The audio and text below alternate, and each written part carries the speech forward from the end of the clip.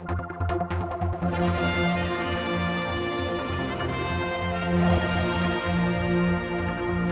we've been running items about Jurby Prison being 5 years old. That was from when it was handed over to government before the prisoners went in. With me, Home Affairs, Juan Watterson. It's your baby these days. I know you weren't there 5 years ago, but I thought it'd be a chance to catch up and see how things are going up there. I mean, was it the right thing from your point of view? Good investment in money and resources? Yeah, I think so. I think we were desperately in need of a more modern prison. The Jurby is that modern prison. I don't think it's as luxurious as many people think it is, and it was good that people were able to take the opportunity to walk around it before it opened. And certainly compare it to Victoria Road, and I think a lot of people took the opportunity to go to Victoria Road before it finally got knocked down, and just to see the sharp contrast and the sort of really inhumane conditions that there were on Victoria Road. Well, we're seeing these pictures. I mean, this is a great example because you roll them out all the time. There's two people to a mining cell with they're slopping out, and then we move to these pictures, which is before it obviously opened, where it looks like a fairly pleasant, modern sort of Ibis hotel almost. I mean, there's flat screen TVs, there's 4 PowerPoints, 1 person to a room, ensuite facilities, albeit, but that was what you had to do, was it? The Isle of Man. Yeah, I think that's where the whole of the world is moving to in terms of prison facilities. But it's not about creating the luxury. It is about starting to get people on track for release outside of prison. That's what we've got to have at the end of the tunnel here, a bit of light, and that's why we've got the earned privileges regime within the prison, so that yes, you can earn greater privileges, but you're put back if your behaviour isn't acceptable. Now, it's fair to say that the prison came in for quite a lot of criticism from the people who came across from the UK to look at facilities, not the facilities, but the way it was being used. People weren't being deployed enough. There was a lot of just hanging around. You're aware that it wasn't the best write-up then. Where are you up to now, and how often does it get reviewed? Well, we've just had a review done by Mr. Quirk as the member responsible for prisons, looking specifically at prison education and work. And we've got a good arrangement with the Department of Environment, Food and Agriculture now, where we have wood going into the prison and being made up into products for sale outside. We're able to provide the manpower to that, and it's useful work in addition to the education and rehabilitation programs that the prison runs.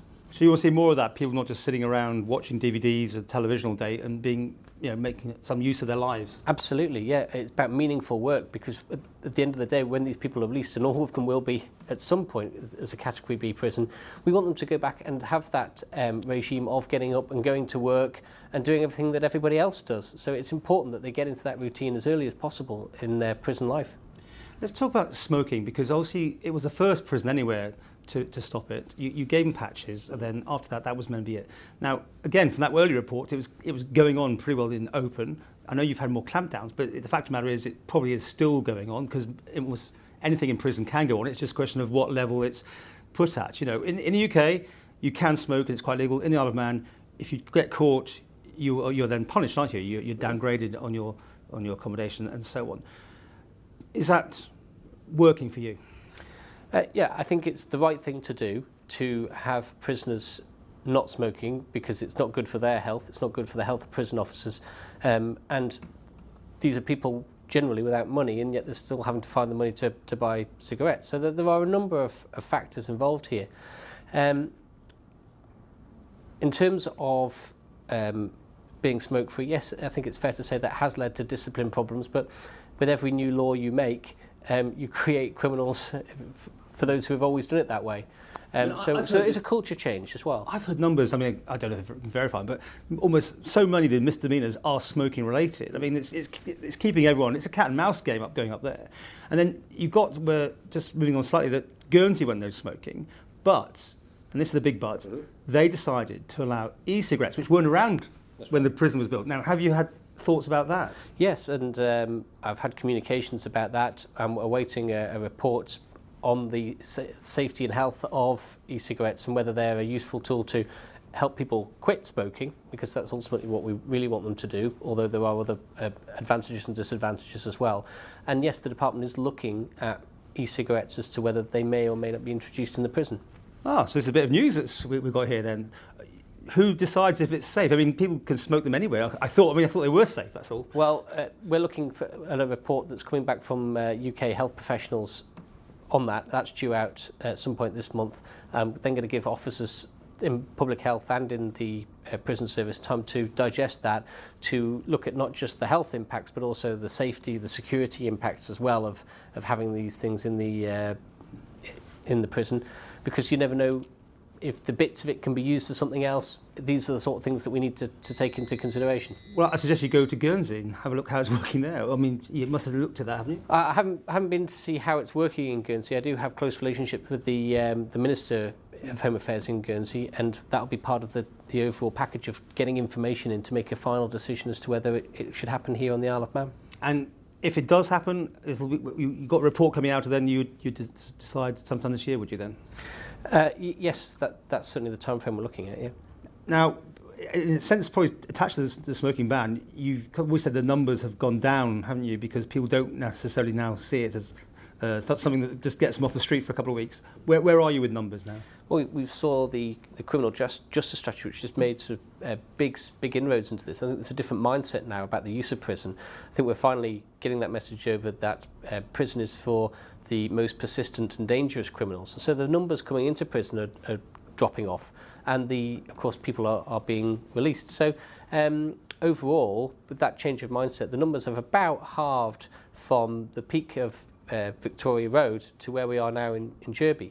Now, that's not to say that we've got dangerous lunatics on the streets, but it shows a different mindset, a greater use of community service and other sort of orders in the community that we didn't have when we had Victoria Road. Well, I mean, Victoria Road, we remember that you had to get people out early because you literally had no reform. But again, this policy, I mean, not locking people up for so long doesn't make sense, possibly. I mean, you might as well get them out and tag them, I suppose. Would that be the... I think it's fair to say that, you know, a robust community service order is probably more use and a better deterrent than sitting with your feet up for 23 hours a day in a prison, if that's what you choose to do. And it shouldn't be about that sort of choice. So finally, are you happy with, you've had this report, are you happy with the direction it's taking? I mean, any more improvements that could be made? No, I think the prison is incredibly well run. I think we've got a very committed team of staff up there.